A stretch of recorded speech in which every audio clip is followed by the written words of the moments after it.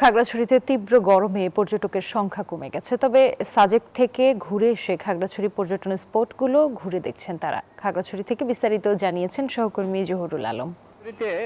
পর্যটকদের আনাগোনা, বিশেষ করে এখানে তীব্র রৌদ্রের তাপদাহ থাকার কারণে এখানে যে পর্যটক যেভাবে আসার কথা সেভাবে পর্যটক আসছে না। আমি যেখানে দাঁড়িয়েছি এখানে খাগড়াছড়ি জেলা পরিষদ পার্ক, এখানে কিছু পর্যটক এসেছে, তারা এখানে ঘুরে ফিরে দেখছে। বিশেষ করে এই পর্যটকগুলো এসেছে সাজেক, যে রাঙ্গামাটির যে সাজেক ভ্যালি রয়েছে, সাজেক যে পর্যটন স্পট, সেই স্পটগুলো ঘুরে এরা এখানে এসেছে। এখানে বিশেষ করে যারা পর্যটক আসছে তারা আমাদেরকে জানিয়েছেন যে এখানে বিশেষ করে শিশুদের যে কিডসগুলো রয়েছে এটা খুবই কম। পদ্মা সেতু, মেট্রো রেল এবং এলিভেটেড এক্সপ্রেসওয়ে নির্মাণের গর্বিত অংশীদার বসুন্ধরা সিমেন্ট।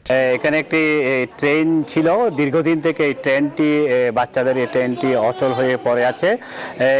পর্যটকরা জানিয়েছে যে কর্তৃপক্ষ এটা ঠিক বা সংস্কার না করায় এখানে তারা তাদের বাচ্চাদেরকে নিয়ে যে ট্রেনে চড়ে আনন্দ উপভোগ করার কথা, তারা সেখান থেকে বাচ্চারা বিমুখ হয়ে ফিরে যাচ্ছে।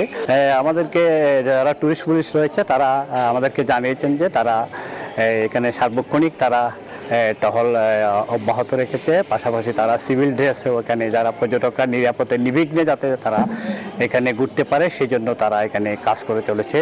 খাগড়াছড়ি জেলা পরিষদ পার্ক থেকে ছিল পর্যটন নিয়ে আমার সর্বশেষ তথ্য। ফিরছি আমি স্টুডিওতে।